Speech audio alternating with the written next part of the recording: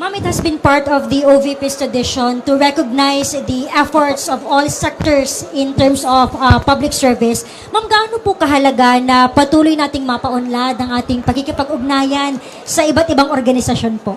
Oo, ito yung yearly, ang pasidungog ay yearly tradition namin sa Office of the Vice President. Nagsimula noong 2023. Dito nagbibigay kami ng report kung ano yung mga accomplishments ng Office of the Vice President para sa isang taon. At dito pinapasalamatan namin ang mga partners namin na galing sa government and sa private sector, kasama na ang mga CSOs at non-government organizations, dahil hindi namin magagawa lahat ng mga trabaho at kailangan namin gawin para sa serbisyo sa ating mga kababayan kung wala yung mga partners namin. Follow up? VP, in relation to this, ma'am, despite the significant budget cut which affected some of our programs, including the medical assistance program, marami po sa ating mga partners, ma'am, including the healthcare providers, ang nagsasabing they are willing to partner again with OVP if given the chance. Ano po yung tugon natin dito, ma'am, na marami po ang willing na tumulong at handang maging kaagapay ng OVP sa pagbibigay po ng serbisyo sa mga Pilipino? O nagpapasalamat kami sa kanila, sa ating mga healthcare institutions, sa kanilang partnership sa Office of the Vice President, and sa kanilang recognition sa kahalagahan noong serbisyo na naibibigay natin sa mga underserved communities natin, hindi lang dito sa Mindanao kundi sa buong Pilipinas. Nakakalungkot lang dahil wala na kasi kaming medical and burial assistance. Ito ay tinanggal.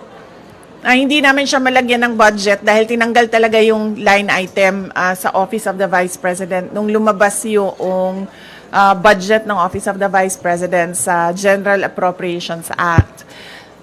Kaya matitigil yung medical and burial assistance, pero masaya kami dahil nandyan pa rin yung mga healthcare institutions na handa makipag-partnership sa mga susunod na taon kung magkakaroon tayo ng budget. Last po, ma'am.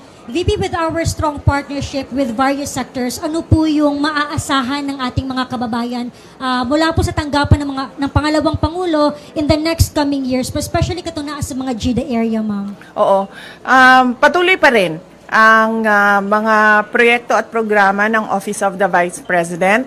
Nawala lang yung medical and burial assistance at nawala yung feeding program natin, ang Pansarap feeding program natin, dahil hindi na talaga namin ma-stretch yung budget na inilaan para sa Office of the Vice President. Pero lahat ng ibang pang mga budget, lahat ng iba pang mga proyekto kung nakikita nyo, ay tutuloy pa rin sila. In fact, sa aming 1 million trees na sana ay target ngayong 2028 matapos 1 million. Kung nakikita nyo kanina, approximately nasa 800,000 na tayo. So expectation namin ay matatapos natin ngayong taon ang 1 million trees para sa ating bayan mula sa Office of the Vice President at sa ating mga partners. At ang usapan na lang namin ay itutuloy pa rin namin yung tree planting beyond sa target namin na 1 milyong puno. Okay. Next, Thank you. Next question, Katrina Domingo, ABS-CBN. Good morning, VP. Good afternoon, VP. Ma'am, magkano po yung hihingi na budget ng OVP sa 2026? And ano po yung flagship programs considering na nawala na yung iba? Sa 2026 budget, submit kami ng proposal na 733 million pesos. Hindi siya kalayuan doon sa approximately 700 million na ibinigay noong nakaraang taon para sa Office of the Vice President. Hindi siya malayo sa 2025 budget ng Office of the Vice President. Ma'am, follow up, bakit po hindi kayo nag-propose ng mas mataas na budget? Bakit po virtually retained na lang? Dahil inaasahan ko naman na hindi ibibigay yung budget ng Office of the Vice President, dahil nga hindi naman kami kaalyado ng administrasyon. At nakita na natin yon noong nakaraang taon na syempre kung hindi ka sumusunod, hindi ka kaalyado, ay hindi ka mabibigyan ng pondo para sa mga proyekto ng opisina mo. Kaya nagdesisyon ako na kung ano yung budget na ibinigay ngayong taon na ito, ay yun din yung budget. Naglagay lang kami ng konti para sa inflation, yun din yung budget para sa susunod na taon. Dahil ayaw kong napapahiya at pinapahiya yung mga ibang personnel ng Office of the Vice President, lalong-lalo na kapag nandun na sila sa House of Representatives or sa Senate na nakaharap yung ating mga miyembro ng Kongreso. Last follow-up on this topic lang. Ma'am, haharap pa rin po ba kayo sa budget panel given na hindi naman po kayo nang hihingi ng additional funds for next year? Ang Office of the Vice President, oo. Kayo naman, personally. Ako hindi pa kasi hindi naman namin alam kung kailan yung schedule. Wala pang ibinigay na schedule para sa Office of the Vice President sa mga hearings, no? So mahirap sumagot kapag hindi natin nakikita kung may conflict yung schedule, but definitely haharap yung Office of the Vice President sa pagsumite ng budget namin at yun. Okay. Next question, Arjun Relator, GMA News. Fine Buntag, VP. Ma'am, with a slim margin, ma'am, with the proposed ninyo na 2026 budget with 2025, meaning po ba na retained lahat yung mga programs and project na ipapatupad next year? At paano po yung nangyari dun sa mga partners natin, dun sa mga slashed or reduced programs with 2025, ma'am? Oo, yung mga partners natin sa MAB at sa Pansarap ay nabigyan na sila ng abiso, no, na wala na budget yung medical and burial assistance at wala na rin yung budget ang Pansarap. So, i-discontinue na namin yung project at yung partnership sa kanila. Follow up. So, expected, ma'am, na for next year, the same projects pa rin na ipapatupad ng OVP. Wala nang may dadagdag po.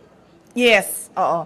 Wala kaming madagdag na projects for 2026. Tutuloy pa rin lahat nung nakita nyo, maliban lang sa Pansarap tsaka sa medical and burial assistance. Thank you, ma'am. Any other questions on this matter?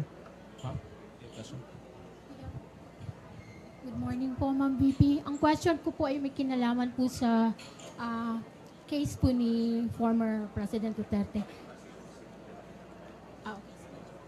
Any other questions with the institutional topic? None? So, let's move with the next topic. Kat, you have the next topic. Yeah. Ma'am, you earlier mentioned in an interview na you are... Ma'am, para iterate na lang yung comment nyo regarding the call for some senator judges to inhibit, specifically those daw po na who you endorsed in the 2025 midterm elections. Okay. Hindi kasi tayo pwede magpa-inhibit ng mga tao, ng mga senators. Hindi kasi tayo pwede magpa-inhibit ng mga senator judges based on bias. Dahil ang posisyon lang naman ng isang tao is you are for or against, Inday Sara, no? Kung ganun ang ating basehan sa inhibition, ay dapat din natin ipa-inhibit ang mga senators na meron ding bias against Sara Duterte, no? Tulad na lang ni Senator Risa Ontiveros na in a public speech, sinabi niya na kailangan talaga ano ba term na ginamit? Kailangan burahin or kailangan wasakin, kailangan sirain, gibain ang pamilyang Duterte. So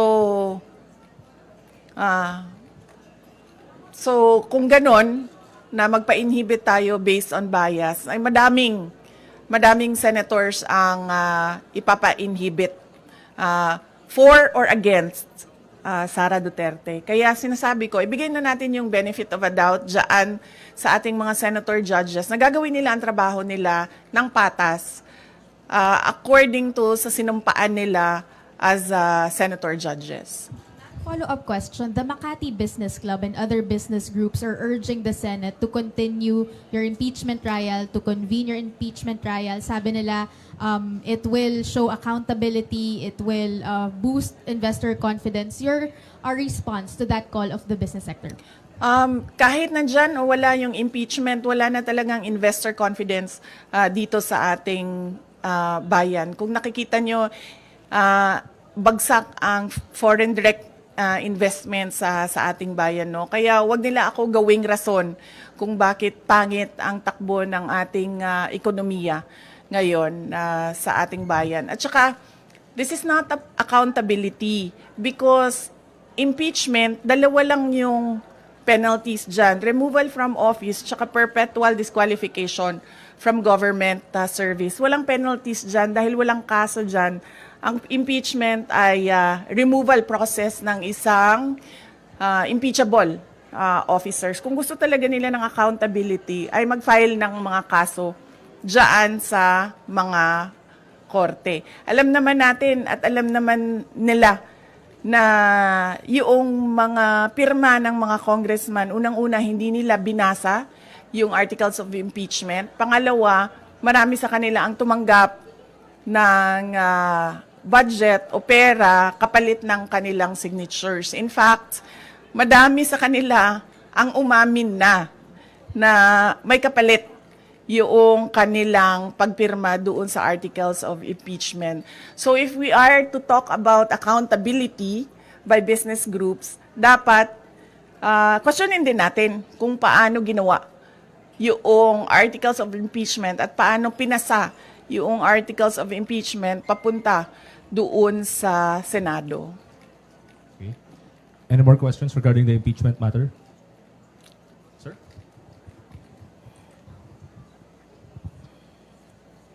BP, good afternoon. So, haharap ka ba sa Senado dahil nag-issue sila ng summon? Hindi ko pa kasi, sir, pagkakaalam kung kinakailangan ang personal appearance. Yun ang hindi ko alam dahil hindi ko nabasa yung summons. Yung summons namin ay nandoon sa mga abogado at sila yung magdidesisyon kung ano yung gagawin doon sa summons. Okay. Ma'am, there's a phone-in question here from the Billionaire News Channel. Comment lang po dun they are asking your comment regarding dun sa report ng OpenAI, the mother company of ChatGPT, that the PR firm of the son of Yossi Tanco, a billionaire, is behind the anti-Sara Duterte post online using ChatGPT platform. And your comment, ma'am. Oo. Actually, hindi lang yung kay Tanco, no? Ang kumpanya na nagpapatakbo ng programs na anti-Sara Duterte online, anti-Duterte online, no? Meron pang mga ibang kumpanya na alam namin na ganun yung ginagawa nila at alam din namin na bayad sila.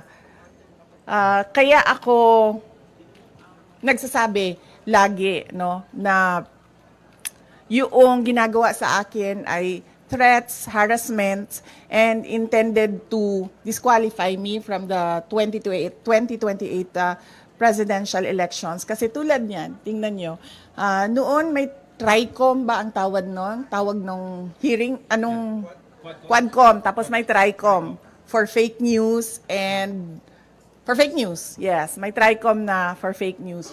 Pero kung makikita nyo, ang mga tinawag nila doon ay mga lehitimong owners ng Facebook account using their freedom of speech and expression.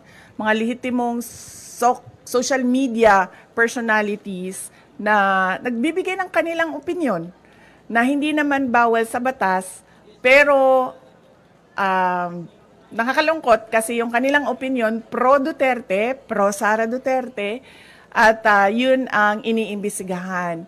Pero ang mga tulad nito, mga kumpanya na ang negosyo nila ay gumagamit ng mga program para sirain ang pangalan ng isang tao, ay hindi man lang kahit isang beses tinawag doon sa TRICOM na investigation ng House of Representatives. So yan, nagpapakita na itong lahat ay ano lang talaga, politika at harassment sa mga kalaban sa politika ng administrasyon. Hindi na yan ang galing sa amin, sir, ha?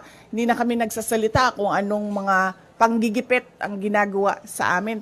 Tumatahimik na lang kami, yung mga kaalyado namin tumatahimik na lang. Yan talaga, tulad nung pag-amin ng mga congressman na may natanggap silang pera, kapalit ang signature, yung nilabas ng OpenAI na isang kumpanya na involved sa paninirang puri ng mga tao ay hindi galing sa amin. Galing na sa universe. Para lang ipakita sa mga tao na kung anong ginagawa ng administrasyon. Puro politika, walang trabaho. At ngayon, gusto pang i-blame, no, sa akin ang bagsak na ekonomiya ng Pilipinas. Any follow-up there? Kat?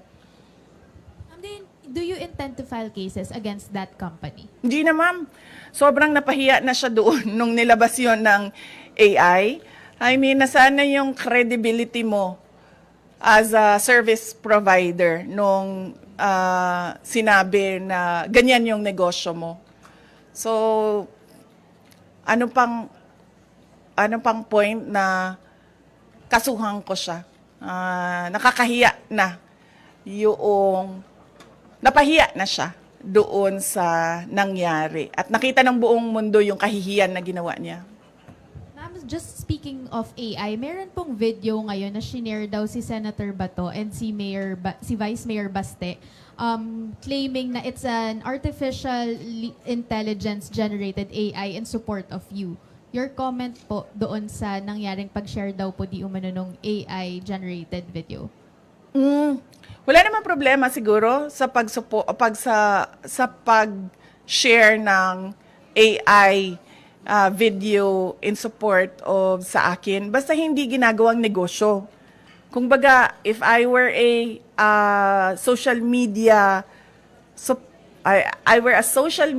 account owner and gagawa ako ng AI to support a certain personality, walang problema doon kasi hindi ko naman siya ginagawang negosyo eh. Hindi ko naman binibenta sa mga tao yung produkto ko eh. Okay. No more questions on that topic. Okay, we move to the last two topics po. ICC, Kat, or Arjil? Arjil. Ma'am, good morning again, ma'am. Any update, ma'am, with regards dun sa isang state party ng ICC na willing daw mag-adopt kay FPRRD na any case mag-grant yung request for interim release? And any update po dun sa request for interim release ng Defense Council? Oo. Yung request for interim release ay nasubmit na ng Defense Council ni dating Pangulong Rodrigo Duterte. Nakalagay yon sa website ng ICC. Accessible yon sa ating lahat.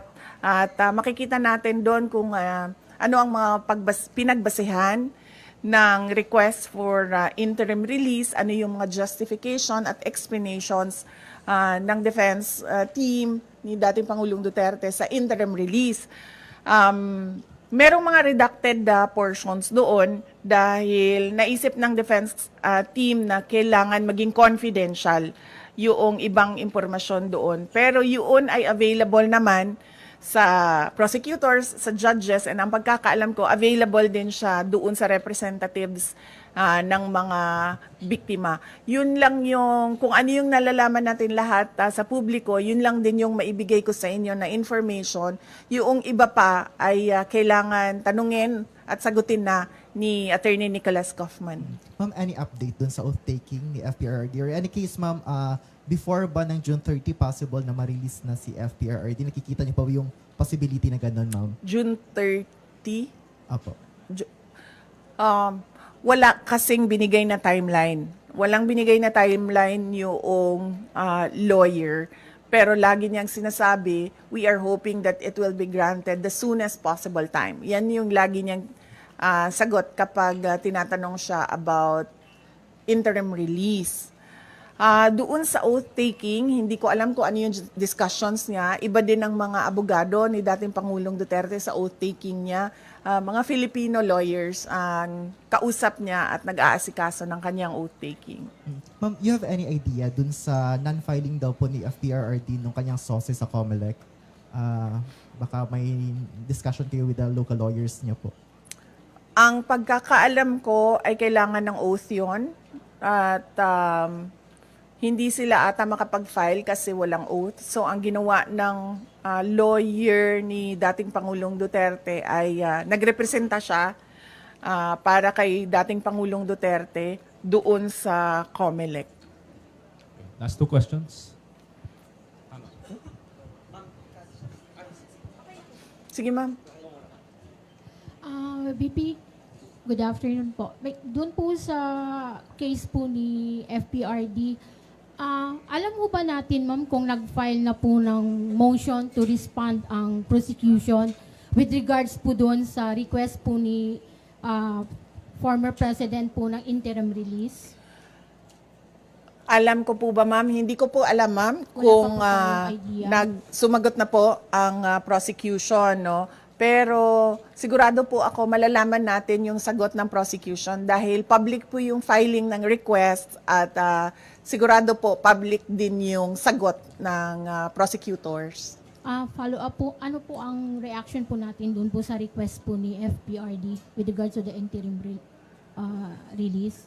Ang sa akin lang naman is makakabuti talaga sa kanya yun, ma'am, dahil 80 years old na siya at hindi lahat ng pangangailangan ng 80 years old ay nabibigay ng ICC detention unit dahil siya din ang kauna-unahang ICC detainee na ganun ang edad na medyo hindi lang siya senior, super senior na siguro ang tawag sa kanya, ma'am, dahil 80 years old na siya. So, mas maigi siguro na meron siyang interim release wherein meron din siyang available na mga nurses and caregivers na mag-assist sa kanya. Last question po, Ma'am BP. Meron ho kasing lumabas na parang statement o balita quoting FPRD na parang hindi siya interesado dun sa oath-taking o yung gagampanan yung kanyang role bilang mayor ng ano. Nag-react po si Attorney Conti, sinabi po niya hindi daw po siya naniniwala na hindi interesado si Pangulong Duterte na umupo bilang. Ano po ang masasabi po natin dyan, ma'am, sa comment ni Attorney Conti? Ang Conti malapit na sa Castro, no? Papunta na siya doon. Magkamali ka lang ng spelling, Castro na yung Conti na yan. Hindi ko alam, ma'am, bakit hindi siya naniniwala. Pero kasi hanggang ngayon wala pang oath si dating Pangulong Duterte, no? So hindi pa namin alam dito sa Davao City kung mag-oath ba ang pinili namin na mayor ng Davao City. So on that note, yun lang ang pinagbabasehan namin. Sa ngayon, hindi siya uupo kasi wala pa siyang oath. Antayin natin siguro until June 30 kung may oath o wala si dating Pangulong Duterte. Next question, Ms. Ruth. Okay, thank you, sir. VP, nagkausap na ba kayo ni Attorney Guanzon? Kasi parang sa mga post kasi niya, Opo. she's very willing to act as your spokesperson. Yes, oo. Nag-comment na rin ako na nagpapasalamat ako sa pagtulong at suporta ni Attorney Rowena Guanzon. Pero sa ngayon kasi kung napansin niyo, walang spokesperson ang Office of the Vice President o kahit ako man. Kaya hindi ko rin masagot yung tanong about sa spokesperson dahil matagal na kami walang spokesperson at hindi na papag-usapan sa Office of the Vice President ang magkaroon ng spokesperson. Thank you, ma'am. Second po, si Mayor Baste, inappoint siya as president ng PDP Laban. Napag-usapan ba sa family, VP? Hindi. Ngayon ko lang, actually kanina pagbigay sa akin ni JC nung information, doon ko lang nalaman na inappoint siya as acting president ng PDP Laban. At hindi kasi ako member din hanggang ngayon. ng PDP laban, kaya hindi ako makakomment kung ano yung desisyon ng partido with regard to their internal matters. Are you expecting, upon Baste's assumption as acting president ng PDP, are you expecting that she will invite you as part of the PDP? Matagal na ako in-invite, ma'am, sa PDP na nandito pa si dating Pangulong Rodrigo Duterte. Last year, July, nung nag-resign ako sa Department of Education, inibita na ako ni dating Pangulong Duterte. At sinabi ko sa kanya na pag-iisipan ko, pero hanggang ngayon, wala pa akong decision, ma'am. Mainly because nakita niyo naman yung nangyari sa akin, ma'am, di ba, no? So, parang ayaw ko nakausap yung mga politiko. Lalong-lalo na pag magkasama kami sa isang grupo. So, wala naman, I have nothing against everyone. In general lang sa akin. At mas gusto ko yung ganito ako, yung sinasabi ko lagi na I'm single and ready to mingle in terms of politics. Kesa sa yung nakatali ka sa loob ng isang grupo. So, hanggang ngayon, ma'am, wala pa akong desisyon kung papasok ako ng PDP. Any more? Last question, Kat. Ma'am, take us through the process lang nung pag-select nung third country that will host former President Duterte should the interim release be given. Ano po yung considerations na tinake for you to pick which country? Hindi ko alam eh.